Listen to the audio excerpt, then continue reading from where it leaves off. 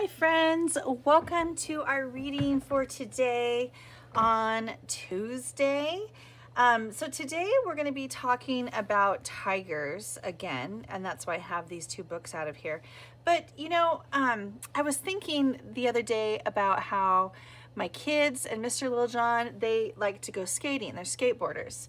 And they are like, Mr. Littlejohn, he's like an expert on skateboarding. And the other day, they were up at the school and he was teaching everybody about skateboarding. And when he started teaching, I thought he was speaking in French or something, because he said to skateboard, you need to get a classic board and start practicing some tricks. You need to start by doing an ollie. And to do an ollie, you have to get cling grip on the deck. Ollies are so classic. You can really grab some air. I can kind of do an airwalk grab. One time, I think I even did a bail, but I fell down and couldn't get it to happen again. You got to be careful though. If your bushings are dull and your base plate, then your base plate will slide and you'll end up in a hopper. And I just stood there with my mouth open and stared. And then I said, would you speak in English? Because I don't understand that French. And he looked at me like I was nuts and said, I am talking in English. I'm talking the talk that is skateboarding expert talk.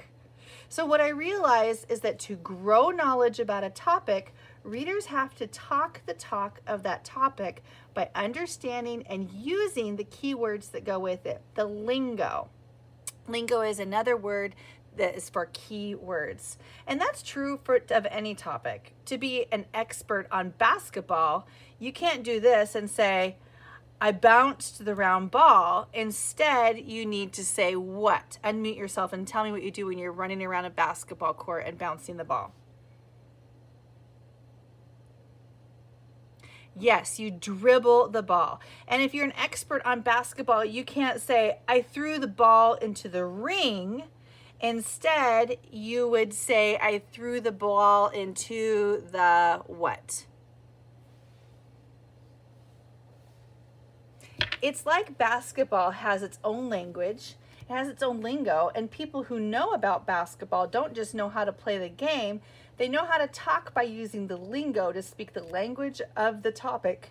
There are words like hoop, dribble, foul, court, and if you want to sound like an expert about basketball, you need to learn to talk the talk by using basketball lingo.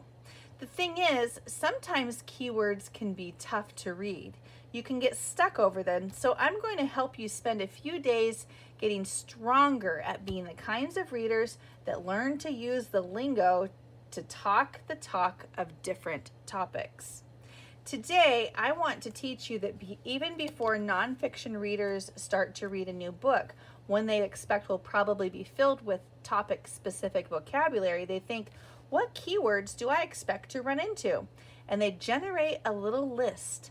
Later, when readers encounter one of those words in the book, they don't get as stuck. Instead, they think, I knew that word would be there. So understand and use key words. So this is all the ways that nonfiction readers grow knowledge. We've done all of these. Pay attention to details. Put the parts of the text together in your mind. Ask questions. Think, what is this book and this part teaching me? Ask, how does this book go? And understand and use key words. So last time we met, we got these tiger books. So this was last week. First, we looked at this one. Then we looked at this one.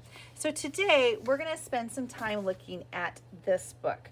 We're going to pretend though first that we have not seen this book before, and we're going to think of some words we already know about this topic, because I'm going to start thinking about the talk of tigers. And then when we read it, we'll notice those keywords and also find new words.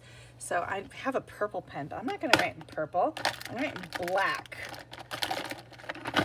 And of course, I can't even find a black pen. Come on, black pen, where are you? There you are. Okay, sorry about that. So I'm going to write in black because that's one of the colors that tigers have. Tiger words. So when I think of tigers, I start thinking of like their stripes. So tigers have stripes. And I know that their babies are called cubs. Like, you remember how we learned that shark babies are called pups? Those are cubs. And what other words maybe that I will run into? What about, oh, hunters. They are hunters for sure.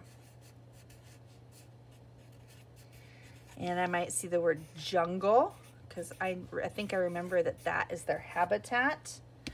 They're covered with fur. Dangerous. Yeah, I wouldn't want to be stuck with one. Paws. Ooh, yeah. They have big paws. So I'm like just starting to really put my brain in this book already. I'm already getting into my Tigers book. I'm anticipating the key words I might meet inside the book, and I am talking the talk of the topic by thinking about the lingo before I even start reading. Now, as we start reading, we may be very likely to run into some of these key words, and when we do, we can say, aha, we've been expecting that. We knew that you would be in this book. So I'm going to go ahead and turn to page 5 and start reading this book.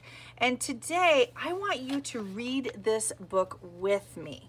So you're not going to unmute yourself, but we are going to read this book together. And when we read a book together, I like to say 1, 2, ready, begin. And then we'll start reading the book. And we might pause at certain times, especially if we see some of these words or if we see other words that we would like to add to it.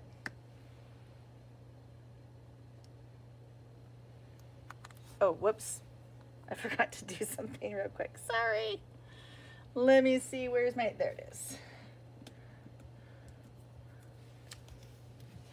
There we are. Okay.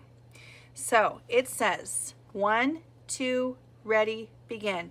Tigers are big and beautiful. Is this one of the words we expect to see?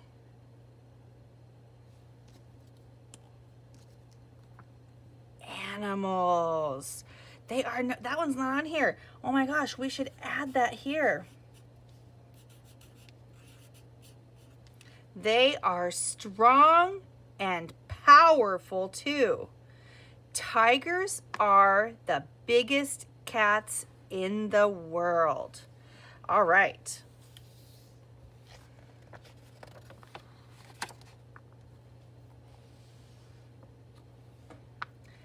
Tigers live in the forest. They spend a lot of time in the water too. They live in hot places like Indonesia. They live in cold places like Russia. You know what? They didn't say jungle. I expected to see jungle. They are in the forest.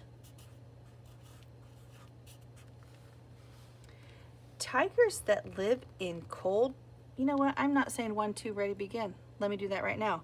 1, 2, ready, begin. Tigers that live in cold places are bigger than other tigers. They also have thicker fur to keep them warm. All right, it's time to try this in your own book. But since we are all separated, I'm going to choose one of the pages from this book. I'm going to take a picture of it, and then you are going to practice looking for keywords in this tiger book. Do you think you can do it? Don't forget, when you respond, you're going to understand and use keywords when you tell me what you read on your page about tigers. All right, friends, we'll see you next time.